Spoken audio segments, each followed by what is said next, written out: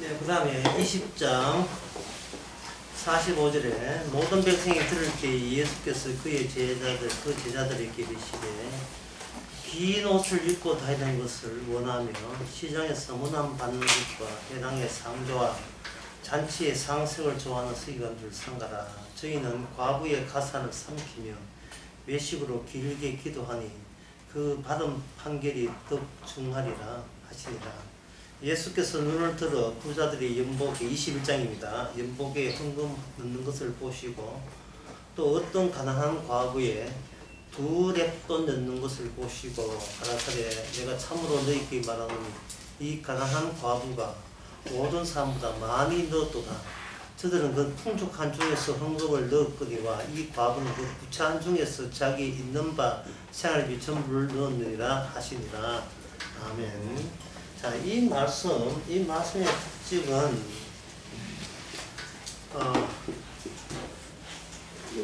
이것부터 먼저 아시면 이 문제는 쉽게 해결됩니다. 과부는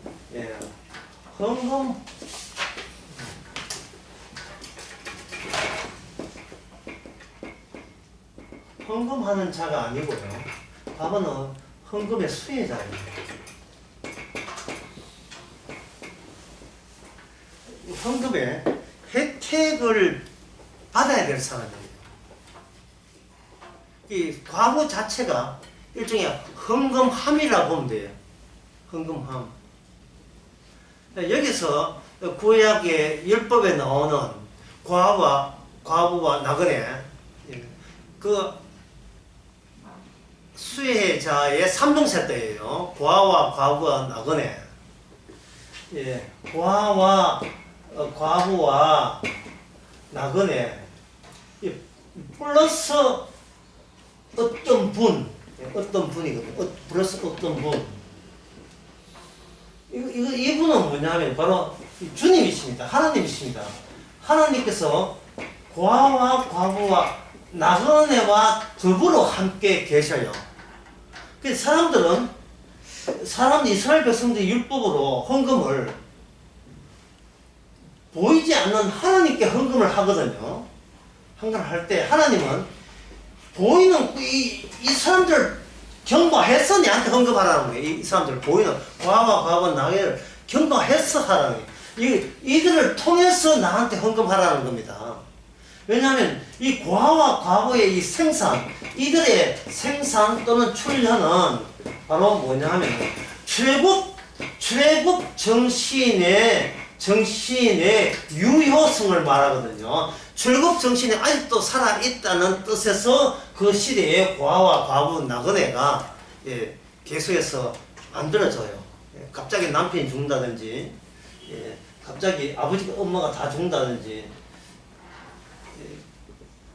그리고 모든 그들 나서 이주민으로 온다든지 하는 이스라엘 속에 유대인이면서 나그네 시세로 거짓 시세로 들어온다든지 이런 것이 있는 것은 출애굽 정신에 출애굽 정신에 대해서 하나님이 아직도 포기하지 않았다는 그 선언 같은 겁니다. 그게 이 방금 이야기가 출애굽 21장에 보면 나옵니다.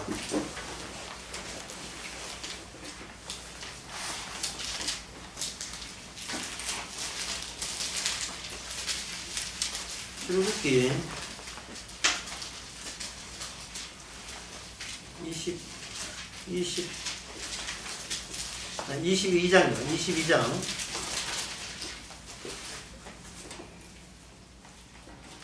20절에 보면 21절에 보면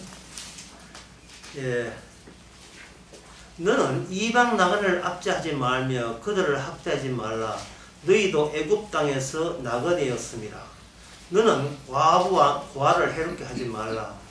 너가 만일 그들을 해롭게 함으로 그들이 내게 부르짖으면 내가 반드시 그 부르짖음을 들을지라. 여기 부르짖음이 나오죠. 이 부르짖음이 하나님께서는 출애굽의 동기로 보는 겁니다. 애굽 히브리인들이 애굽에서 심한 고역과 심한 노동을 할 때 그들은 여호와께 부르짖었거든요. 그래서 그 부르짖음을 들으시고 여호와께서 출동하시면서 모세와 아론을 출동시켰고 그들에게 율법을 준 거예요. 이것은 뭐냐 하면 건져내겠다는 겁니다.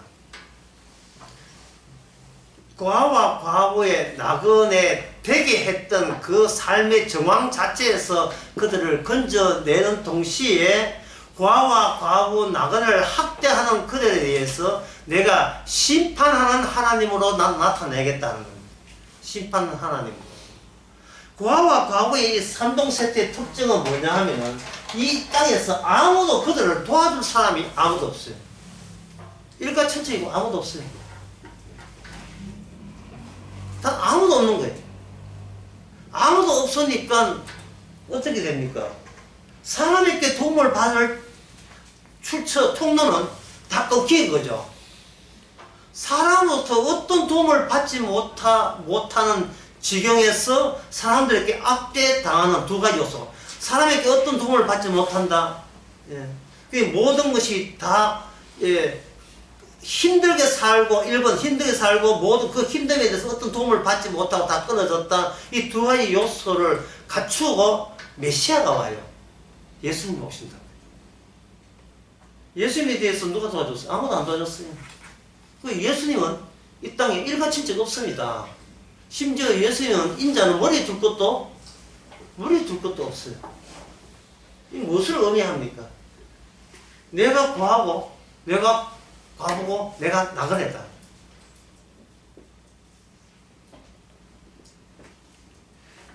왜 그렇게 하는가? 그래야 이 세상 자체가 하나님의 뜻과는 정반대되는 쪽으로 이 세상이 흘러가고 있다는 것을 들추어내고 거기에 대해서 정당한 심판을 행사하기 위해서입니다. 근데 그 20장, 오늘 그 누가복음 20장 보면, 그거 좀, 출애굽기 좀 봅시다. 만일 그들이 내게 부르짖으면 24절, 22장 24절 출애굽기 나의 노가 맹렬함으로 내가 칼로 너희를 죽이리니 너희 아내는 과부가 되고 너희 자녀는 고아가 되리라.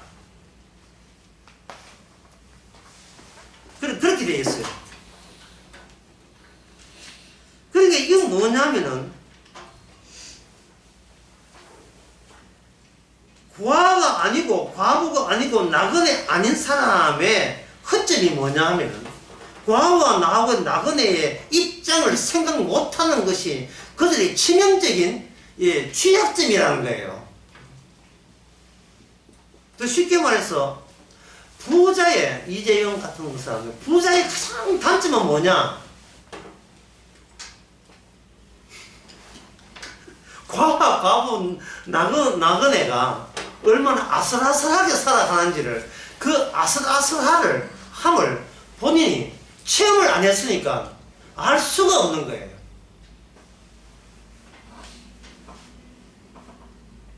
다시 누가복음 오늘 본문을 봅시다. 그 체험이 못 된 사람이 또 있어요. 20장 그 서기관들 지도자죠. 그 말씀을 다루는 사람이 언어 다루는 사람이 지도자, 법을 다루는 사람이 지도자돼요. 지도자가 한 말이 저희는 과부의 가산을 삼키며 외식으로 길게 기도하고 그 받은 판결이 더욱 중하냐 되어 있죠. 서기관들이 근성으로 길게 기도하면서 노리는 것은 과부의 가산을 탐내는 이유가 어떻게 하든지 저들은 고아와 과부 안 되려고 아둥바둥 예를 쓰고 있는 입장이에요. 나는 저들처럼 팔자 더러운 인생을 살기 싫다 뭐 이런 거죠. 누구 인생 조질 일 있나? 내가 뭐가 부족해서 내가 인생 망가진 인생을 살겠어. 나는 그런 인생 살기 싫어. 그러면 그들이 그 인생의 여인을 살려면 어떻게 됩니까? 바로 과부의 가산을 탐을 내고 그걸 법적으로, 이 법이니까 법적으로 약한 자니까 모르죠. 그걸 빼앗는 겁니다. 서기관들뿐 말고 그 다음에 뭐 지도자들 다 그렇지요. 자, 여기서 우리가 다음 같은 질문을 할 수 있어요. 왜 하나님께서 이런 불의를 보고 왜 가만히 있느냐? 왜 하나님께서 왜 가만 두시느냐? 그 서기관들 목을 치든지 하지 왜 가만 두시느냐?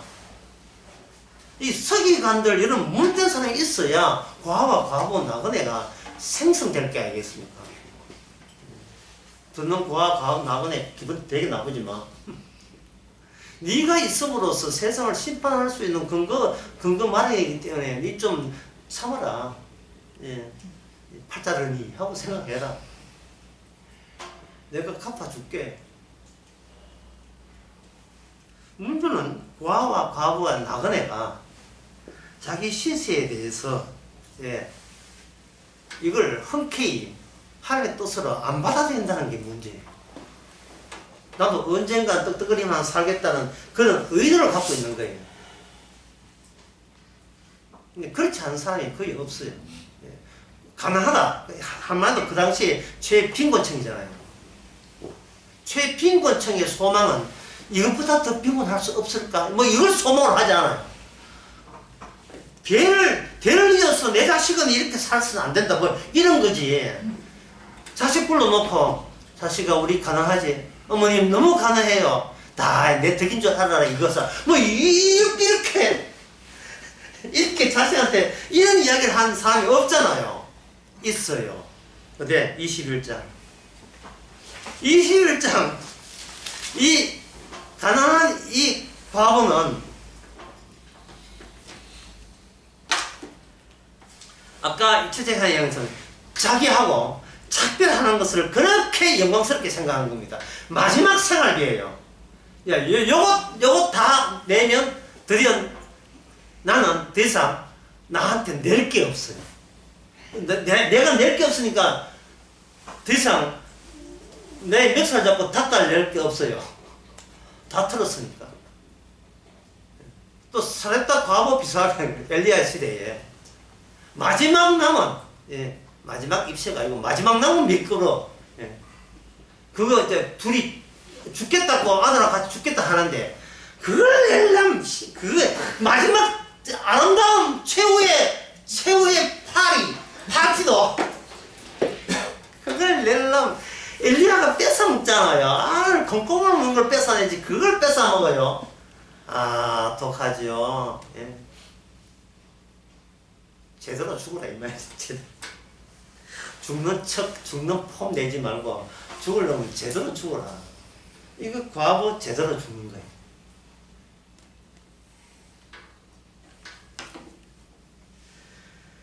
그 서기관들 여러분들이 활동을 어디서 주로 활동을 하느냐? 랍비들 서기관들이 활동하는 거. 그 당시에 성전이 있어요. 성전 구조가 이렇게 있는데 성전이 이렇게 있거든요. 이런데 성전 중앙부터 기름이 돼요.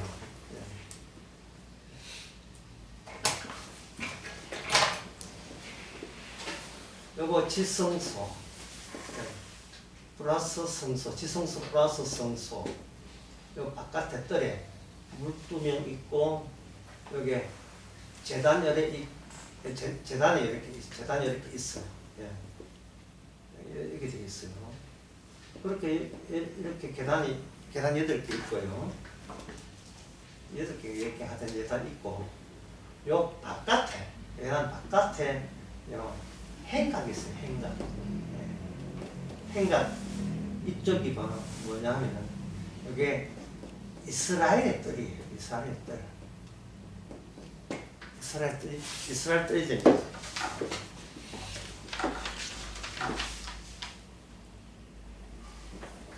뜰이 있고 여기 또 계단이 있고 요걸 더 늘렸어. 이게 뭐냐면은 여인의 뜰이에요. 여인의 뜰. 여인은 여인장을 하는 게 남자 여자도 갈 수 있는데 여자는 요거까지만 가는 거예요. 여인의 뜰. 여기 이제 여인의 뜰이 있는데 여인의 뜰에 보면 이렇게 행각이라는 게 있어요. 행각이는 뭐냐면 복도식 칸막이 방들이 여기 있어요. 방들이.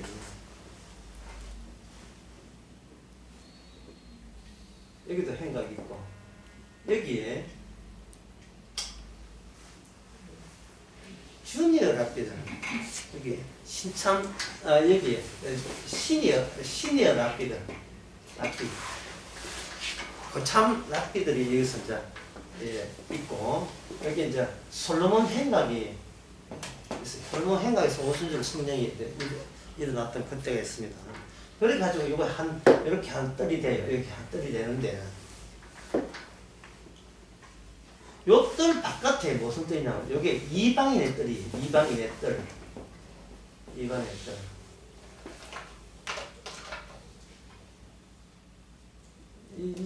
있고 이제 바깥에 있고 진짜 바깥에 있고 여기 여인의 뜰에 여인의 뜰에 13개의 헌금함이 여기에 마련되어 있어요. 13개 있습니다. 이런 법을 누가 정하냐면 서기관들과 바리새인들과 사두개인들이 다 정해요. 그 13개의 헌금함에 번호가 매겨져 있어요.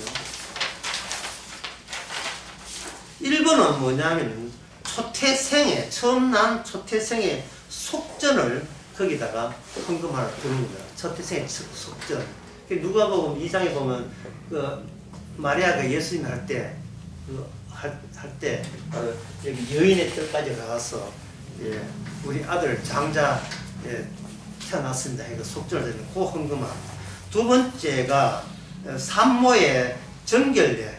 레위기 12장에 보면 남자를 낳으면 33일, 여자는 66일 동안 더러워지고 거기에 양이나 비둘기, 번제로 양이나 비둘기를 드리는데 양 비둘기 번거롭잖아요. 그걸 헌금으로 바꿔서 거기에 이제 헌금하면 되는 겁니다. 그 다음에 3번은 3번과 4번 헌금은 번제, 속죄제, 비둘기 대체로 드리는 비둘기를 대용해서 드리는 헌금을 3번, 4번 헌금하며 집어였습니다. 5번에는 제단에서 사용되는 목재, 땔감을 구입 비용으로 5번 헌금함에 이어요. 6번은 분향단에 사용되는 헌금함을 거기다 이었습니다. 7번 헌금함에는 성전의 금잔을 제작하고 또 새로 바꾸는 데 필요한 비용을 7번 헌금함. 8번 헌금은 속죄제 재물을 드리고 또 남아있는 비용을 거기다가 드리는 거. 9번 헌금함은 속건제 재물을 드리고 남은 비용을 엮고 10번 헌금함은 비둘기 재물을 드리고 남은 돈을 거기다 이어요. 11번은 나시린, 서원한 뒤, 나시린 하는 것은 뭔가 자원에서 명시하는 거, 나시린, 내 몸을 드리겠습니다 하는, 그때 서원하면서 있는 비용. 12번은 문둥병자가 정결한 후에 남은 돈. 여기 문둥병자 정결한 게 요 모퉁이에 보면, 문둥병 이렇게 예식하는 데 있어요. 묻뿌리고. 13번 하는 게 바로 오늘 과부가 듣는 13번째 자원 감사 헌금에 여기 있는 겁니다. 그 헌금함은 어떻게 생기는가? 헌금함은 이렇게 생겼어요. 이렇게 생겨가지고 이렇게 뿔로 생겼어요. 뿔. 헌금함이 이상하죠. 헌금해가지고 오늘 교회 헌금함이 아니고 입구는 좁고 도착 지점은 넓어요. 한번 던진 헌금은 돈으로 못 빼게 돼 있어요.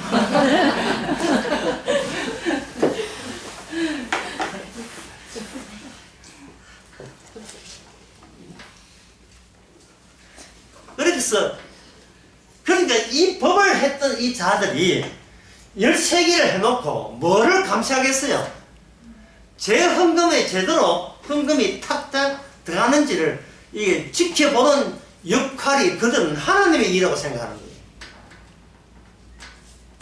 그런데 이러한 일이 자기들이 과와 과부 나그네 재산을 착복하는 일이라는 생각을 그들은 상상도 못해요.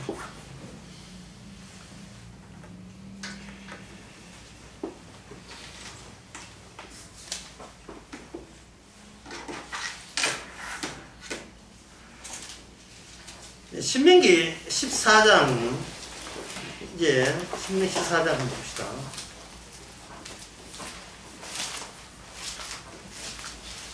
29절에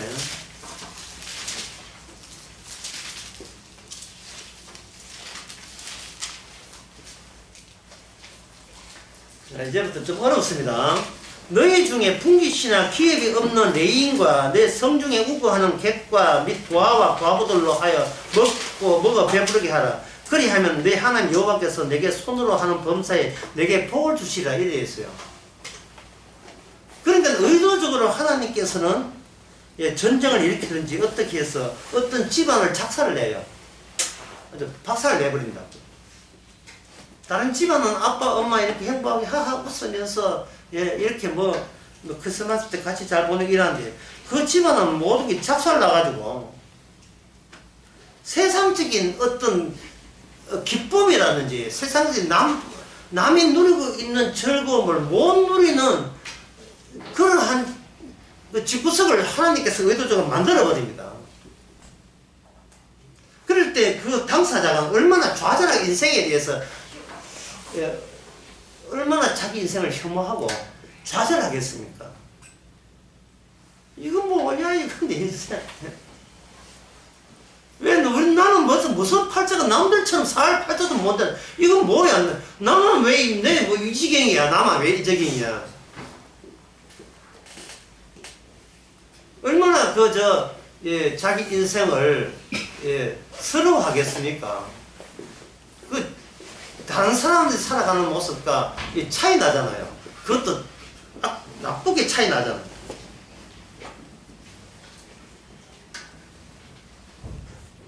그런데 여기에 신명기 16장 11절에 보면 너와 내 자녀와 노비와 성중에 있는 레인과 너희 중에 있는 객과 고아와 과부와 함께 내 하나님 여호와께서 그 이름을 두시고 택하신 곳 이래 있죠. 함께 사람이 경제 재정적으로 차이가 나게 되면 함께 할 수가 없습니다. 함께가 안 되죠. 노는 바닥에 수준이 다른데 무슨 함께가 돼요? 수준이 다른데. 그런데 하나님께서 함께 하라는 거예요. 그러니까 성경 말씀 하나하나가 이상하게 우리가 못 지키는 말씀을 줘요. 그거는 우리가 우리 자신을 몰라도 너무 모르기 때문에 그냥 건전하게 살면 건전한 줄 알고 있어요. 내 인생에 어떤 이기 같은 거, 내 인생에 내 인생에 흠을 내는 것이 끼어들지 않기를 바라요. 내 인생에. 내 인생의 가치가 힘드니까. 친척이 있는데 다른 친척 다 사는데 이상하게 하는 일마다 다 망해버린 친척이 있다면 우리는 그 친척을 설에 와서 곧 설이잖아요. 와가지고 형님 제가 인사드리러 왔습니다. 설입니다. 그러면 뭐 온 사람 내보낼 수도 없고 가서 떡국이나 하고 가라 말씀 드리지 말고 뭐 얼마만 돼? 돈 얼마 뜯어왔어? 좀 노골적인 사람은 그렇게 이야기할 거 속으로 이 맛있는 거 내 전하고 좀 내놔라 해놓고 딴 데는 고소 치다가 하하호호 난리고 넣어주지도 않고 쓱 이게 학폭이 따로 있으면 그게 학폭이 배제시켜버리고 함께가 안 되는 거예요.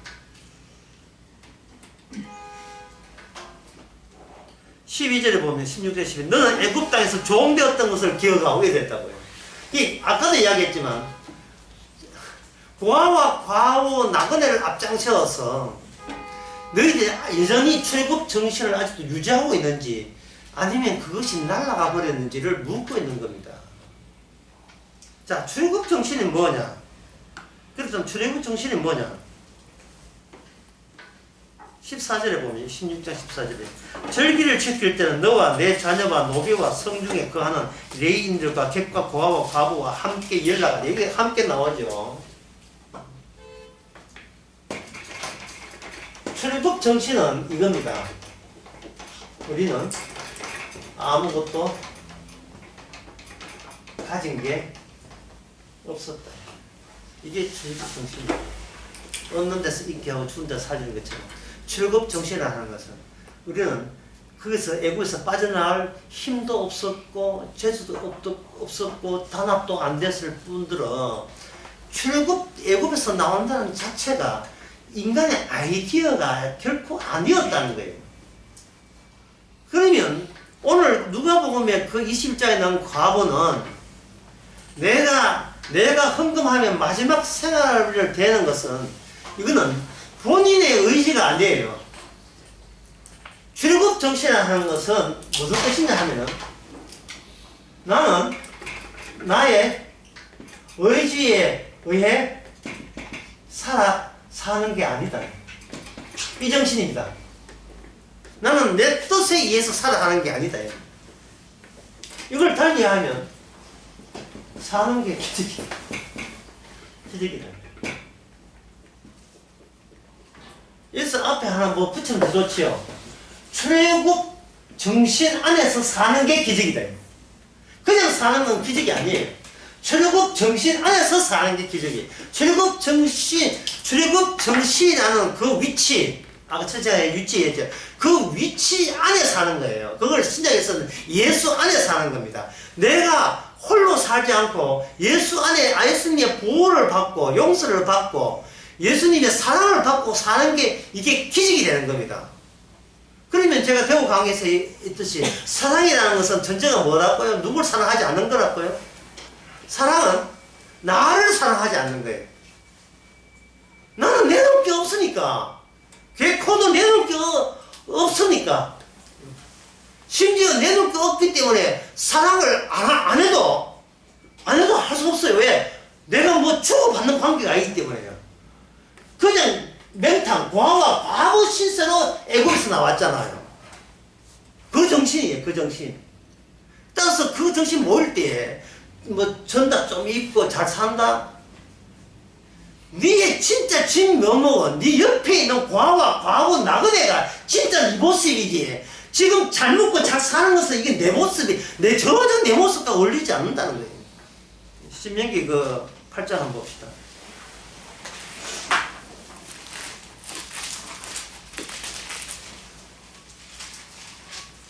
8장 12절에서 14절까지 이거 한번 읽어보세요. 내가 먹어서 배부르고 아름다운 집을 짓고 거주하게 되며 또 내 소와 양이 번성하며 내 은금이 증식되며 내 소유가 다 풍부하게 될 때에 네 마음이 교만하여 내 하나님 여호와를 잊어버릴까 염려하노라. 여호와는 너를 애굽 땅 종되었던 집에서 이끌어내시고 예, 여호와 너를 애굽 땅에서 종되었던 이끌어내시고 할 때 우리 인간은 생각이 그래요. 예, 옛날에 참 고마워했었습니다. 다 지나간 옛날 이야기입니다 라고 이야기하잖아요. 하나님은 그게 아니고 그게 옛날이 아니고 지금 똑같은 하나님이 너와 함께 있다는 겁니다. 똑같은 하나님이 건져내 주셨다 끝이 아니고 건지고 계속 건져주시는 거예요. 옆에 누굴 두고 과와 과부의 나그네를 두고 계속 건져내는 거예요. 그런데 그 사람들이 뭐냐, 배불리 먹고 아름다운 집을 짓고 내 우양이 번성하며 너 은금이 정식되며 내 소유가 풍부하게 될 때에 두렵건대 내 마음이 교만하여 이래 했거든요. 그러면 하나님께서 배불리 먹고 집을 짓고 우양이 번식하고 은금이 적식되게 하시는 이유가 뭡니까? 이유가 뭐예요? 너는 나를 버릴 수밖에 없는 본질을 지니고 있다는 거예요. 지금 네가 어렵고 사니까 하나님 도와주기까지 내가 그 말에 안 속아 넘어가. 네가 잘 돼봐. 잘 되고 야 농사 너무 잘 됐다. 참고 크게 짓자. 내 영혼 자기가 자기하고 작별 안 해. 이별 안 해요. 내 영혼아 걱정하지 마라. 예. 한 20년은 간다. 예. 보험 5개 이어놨지. 예? 폰도 한 7개 됐지. 걱정하지 마 할 때. 출입국 중심이 뭐냐. 오늘 밤에 2시 47분 오늘 밤에 네 영혼 데려가면 네가 모아놓은 저것이 다 누구시 되겠는가. 이 어리석은 자예요. 출애굽 정신을 모르는 자가 어리석은 자예요. 뭐 철학 박사, 뭐 의학 박사, 뭐 예, 문학 박사고 뭐 어떤 물리학 박사라도 어리석은 자예요. 오늘 밤을 모르면, 오늘 밤에 데려가면 모든 것이 무효가 된다는 거예요. 그래서 처치하는 뭐라고 했어요? 다윗은 자기 본 모습을 어디 잡고요? 무덤에 내려가서 내 시신이 썩는다. 그게 내 모습이에요.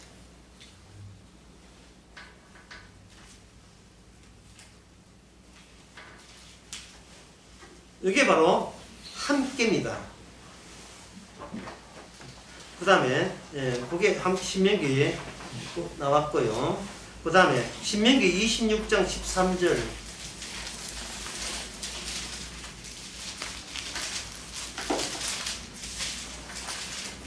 12절 13절 제3년 그 11조를 드리는 해에 내 모든 소산의 11조 다 내기를 마친 후에 그것을 레인과 객과 과와 과부에 주어서 성문 안에서 먹고 배부르게 하라.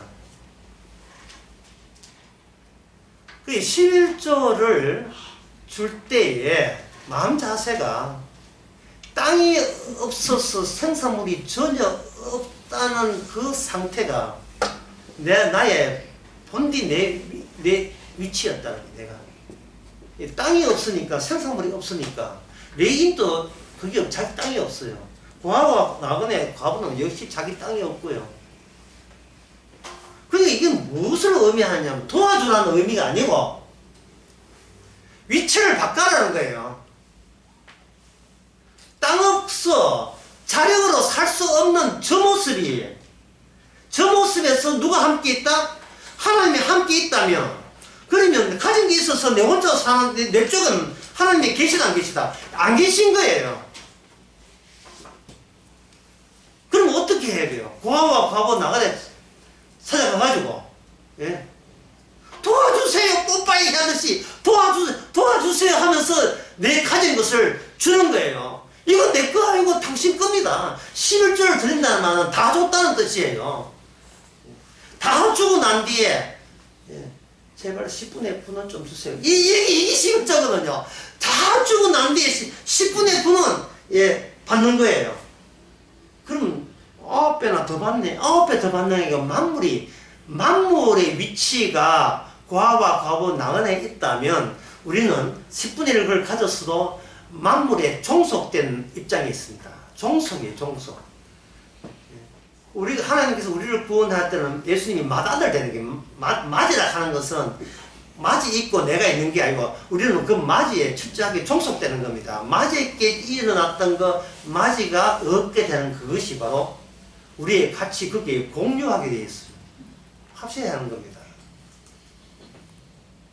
철저하게 주님은 아무것도 없는 상태로 오라는 거예요. 그러면 이 세상에서 아무것도 없는 성 가운데 가장 아무것도 없는 분이 누굽니까? 예수님이죠. 그 예수님이 11조예요. 예수님이 11조이기 때문에 거기서 우리는 10분의 1을 얻어먹고 있는 거예요.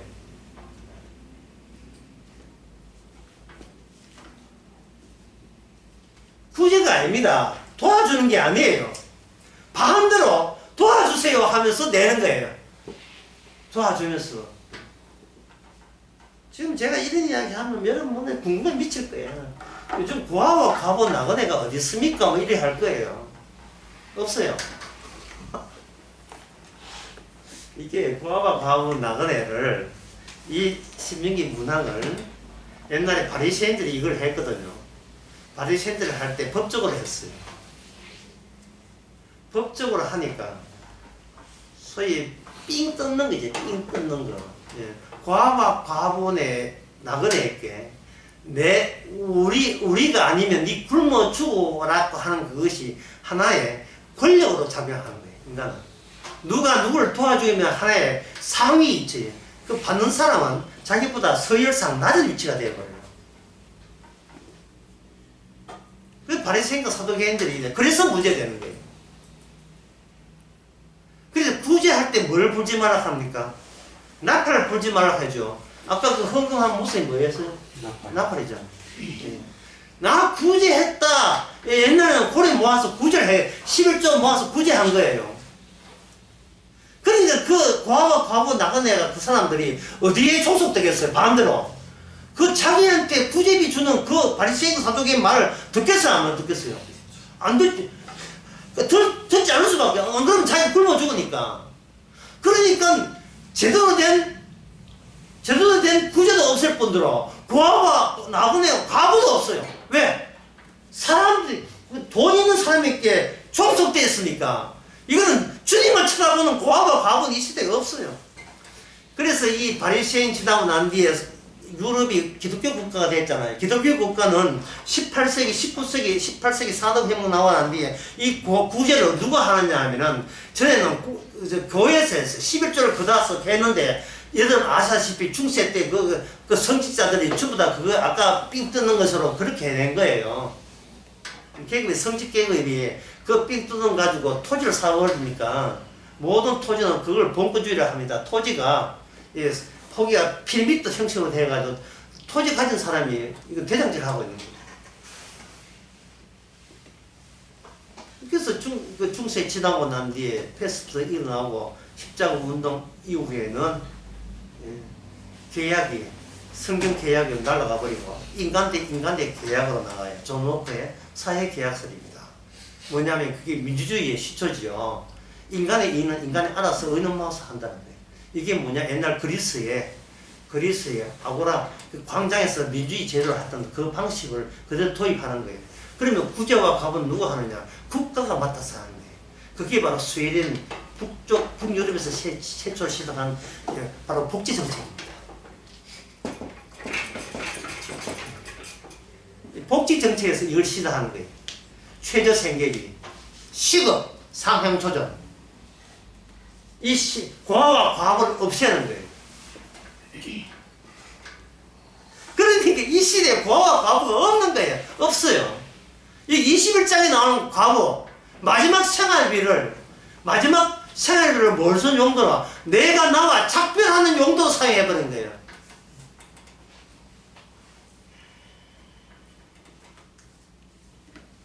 왜? 그것이 바로 나는 사람 보고 사는 게 아니고 주님 말씀 보고 산다는 거. 그 말씀과 이 과부는 자기의 마지막 생활비를 바꾸치게 한 겁니다. 이게 구약에도 나오죠. 룻 나오죠. 룻.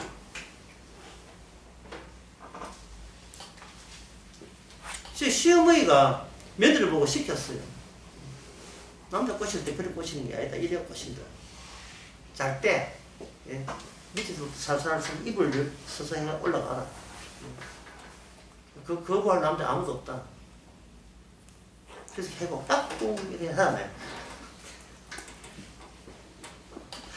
깍꿍. 누구세요? 하니까 그렇지 않은 거예요. 나 율법인데요. 고아와 나그네에 대한 그 조건이 충족된 율법이에요.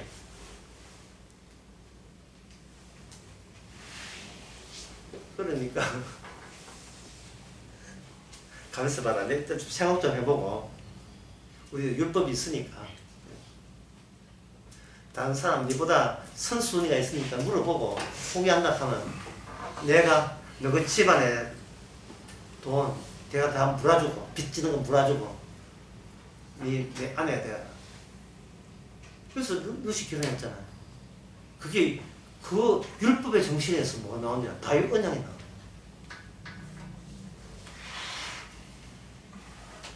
그러니까 이게 룻이 그 집안을 살린 거죠. 엘리멜렉 집안을 유다 집안을 살린 거죠. 이것은 뭐냐 하면은 그 시대가 사사시대였어요. 율법이 뭐고 전부 다 내팽개치는 시대에 주님의 율법 언약의 지속성은 인간은 멈춰도 주님은 멈추지 않아요. 그래서 우리가 생각할 그 하나의 하나의 희생물이 된다는 거, 누구의 그 희생물이 된다는 게 자기가 의지로 되는 게 아니에요. 그게 사정이 그때 룻이 사정을 그렇게 몰아세운 거예요. 몰아세운 거예요. 그리고 그 룻이 그 이삭을 주었는데 해필 그 이삭 해필 그 밭이 보아스 밭이다 이 말이죠. 하필이면 그것도 이제 그 뭐냐 율법이 살아있다는 뜻이죠. 야 이게 예. 율법은 안 지키지만 율법은 살아있어요. 오늘날 시대에 말씀은 안 지키지만 말씀은 살아있어요. 세상에 어떤 보아받아도 이 말씀과 자기 자신을 바꿀 줄 아는 사람, 이게 바로 21장에 있는 이 과부입니다. 그 다음에 신명기 27장을 한번 봅시다. 19절. 아까 그저 신명기 26장 13 했지, 구제하는 게 아니라 했지요. 당연히 줘야 돼요. 왜? 하나님이 거기 계시니까. 자, 신명기 27장 19절에 보게 되면 객이나 고아나 과거의 송사를 어둡게 한 자는 저주를 받을 것이라 할 것이고 모든 백성은 뭐하다? 아멘 한다.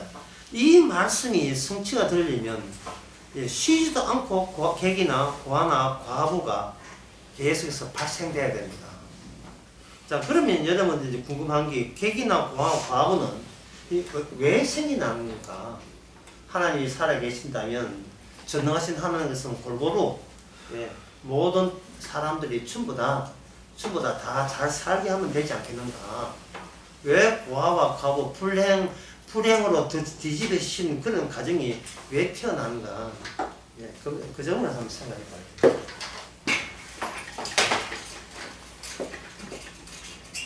이거는 어려운 게 아니에요. 제가 뭐 수백 번 이야기한 겁니다. 율법과 더불어서 이스라엘 민족이 애굽에서 나왔죠. 율법과 더불어 나왔습니다. 나와서 시내사서 율법 줬잖아요. 그렇다면 어느 것이 주가 되느냐 하면 율법이 주가 되고 이스라엘은 율법에 종속되는 겁니다. 율법이 주가 되고 이스라엘 종속됐다면 이스라엘은 어떤 조건이냐면 땅이 없어야 돼요. 땅이 없다. 애굽에 나올 때도 땅이 없었고 그들은 뭡니까? 광야에 지날 때도 땅이 없었지요. 그러니까 남들 보면 거짓 떼쓰리예요. 광야에 지날 때. 예. 뭐 이제 사람들은 가기는 가는데 아무것도 없어요. 그냥 애굽에서 가지고 온 가축이나 뭐 폐물 같은 게 있는데 그런 것도 또 어디에 냈습니까? 성막 짓고 하는데 그때 전부 다 내놨잖아요. 이거는 하나의 뭐냐면 모험이에요. 모험. 이런 모험이고 이거는 일종의 투자 정도가 아닙니다. 투자는 뭐 수익을 기대할 때 투자가 아니고 이거는 투기. 그냥 던져버려. 투기예요. 투기. 다 던져버리는 거예요. 무슨 뜻이냐면 하나님만 계시면 주의 이름만 계시면 우리는 없어도 괜찮다는 거예요. 없어도 괜찮다. 그래서 이 상태를 유지하면서 어디로 가느냐? 약속의 땅에 가요. 약속의 땅. 그런데 이스라엘이 약속의 땅에 가서 개판되었습니다. 뭐가 있었기 때문에 그렇습니다. 약속의 땅 같으면 약속의 땅을 바라봐야 하는데 약속은 떼내버리고 뭘 봤습니까? 땅을 본 거예요. 땅을 보니까 자기의 근본된 토지가 마련되는데 땅을 영어로 뭐라 하냐? 이걸 기업 또는 상속분이라고 상속분이라고 합니다. 그 레위기 26장 봅시다.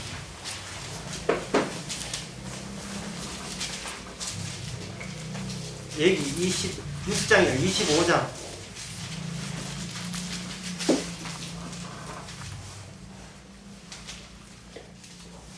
55절. 25장 55절. 이스라엘 자손은 나의 품꾼이 됩니다. 그들을 내가 애굽 땅에서 인도해낸 나의 품꾼이요 나는 너희 하나님 여호와 이랬죠. 자, 약속의 땅에서 계약 조건이 뭐냐 하면은 땅 소유자가 누굽니까? 여호와가 땅 소유자예요. 땅 소유자고 거기에 품꾼 누구예요? 품꾼 누구냐 하면은 이스라엘이죠. 예수님 비유 가운데 포도원 비유 있습니다. 농부들에게 포도를 맡겼는데 농부들이 상속자가 오니까 죽여버리고 이제 이거는 자기 땅 된다 했죠. 그러니까 약속의 땅의 특징은 천국을 가도 내 땅은 없어요. 천국 가도 내 땅이 없어요. 그러면 여러분들이 천국 가려면 무슨 내 소유가 있어야 돼요? 없어야 돼요? 여기부터 내 것이 산하수나 주의 것이 없다는 것이 벌써 실습이 돼야 돼요. 이 살아오면서 실습이 돼야 된다고요. 내 것이 없는 거예요. 내 것이 없고 품꾼이 되니까 주님께서는 거기서 농사를 짓게 합니다. 자, 문제 나갑니다.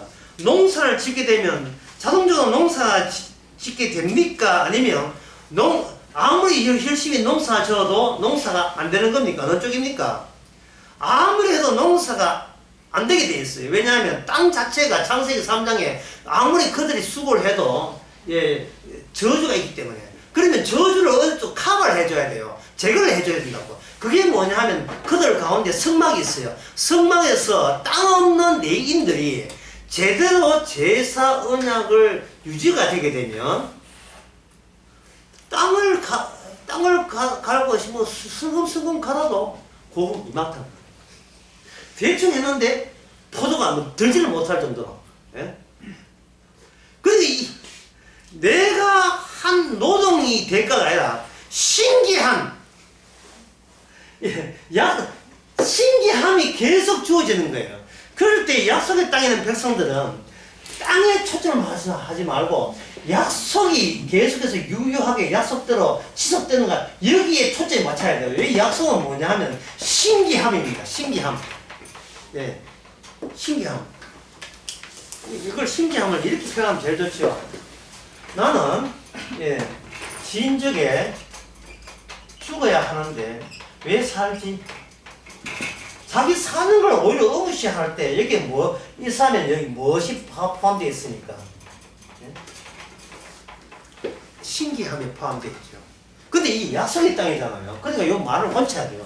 나는 왜 말씀을 못 버리고 살지? 왜 하나님의 약속을 나는 왜 못 버려? 세상 사람들 성경 이거 갖고 뜯어버립니다. 집에 불신 집안에 예수 믿으면 성경책 여러 번 째져요. 북소식에 막 들어가든지, 설교 들으면 형은 막 해가지고, 니가 취직은 안 하고 이렇게 이러면서, 이 취직도 안 가고, 이거 치사하면서 시집 보내주라면 이래가지고, 솔로나 나가라 얘기해가지고. 핍박이 하죠. 그게 이상한 것이 아니고, 우리도 그래야 돼요, 우리가. 근데 신기한 게 뭐냐 하면, 말씀이 이렇게 이게 아니고, 말씀이 이렇게 하죠. 전에는 말씀을 참여 안 하는데, 전에는 말씀을 읽었잖아요. 이제는 말씀이 들어와요. 말씀의 위치가 책에 있는 게 아니라 위치가 내 속에 위치하고 있어요. 말씀이 자꾸 내 속에 위치하고 있는 거예요. 졸지에 나는 이제는 돈 있는 구하여, 집 있는 구하여, 한 달 수입 2천만 원 되는 나그네. 너무 거창하게 내가. 돈은 많고 집도 넓고 다 좋은데 나그네. 이 땅에 나그네고 주님 없이는 못 살다. 주께서 계속 신경을 주는 겁니다. 아버지 돌아가셨다. 그래서 뭐? 아버지 돌아가서 나는 왜 자꾸 이게 아니고 아버지가 문제가 아니라 이 말씀이 있다면 가족들 수상한 이야기지만 아버지고 누가 간에 이 말씀이 있다면 그거는 말씀 되기 위해서 주께서 그는 나로 하여금 말씀 외에 다른 것에 대해서는 고아와 나그네와 과부로 살기로 작심하게 하시고 이렇게 우리에게 주신 거예요. 애가 성적이 내려간다. 전에는 죽여라고 패고 공부 했더만은 공부 슬근슬근 해라. 뭐 2등 하면 할 수도 있지. 1등 하면 되잖아. 이런 거예요. 대충 한 2등 계속 유지해. 이런 식으로. 대충. 예. 이 세상의 모든 것을 걸지 않는데, 나는 나로 이해해 사는 것은 전혀 신비롭지 않아요. 그건 남들 다 하는 거예요. 돈 있어 사는 건 남 다 하는 겁니다. 돈 없어 그런 거 말고 다른 예 플러스 알파 여분의 것. 그게 뭐냐? 그게 바로 약속이에요. 자 끝으로 그런데 이스라엘 사람이 땅을 좋아할 수밖에 없죠. 제가 이야기하고 싶은 것은 약속의 땅에 갔을 때 그들은 이것이 황폐했고 그들은 추방될 수밖에 없었다. 따라서 약속 더하기 약속의 땅 더하기 플러스 여기 사람 있잖아요. 사람은 있다 없다.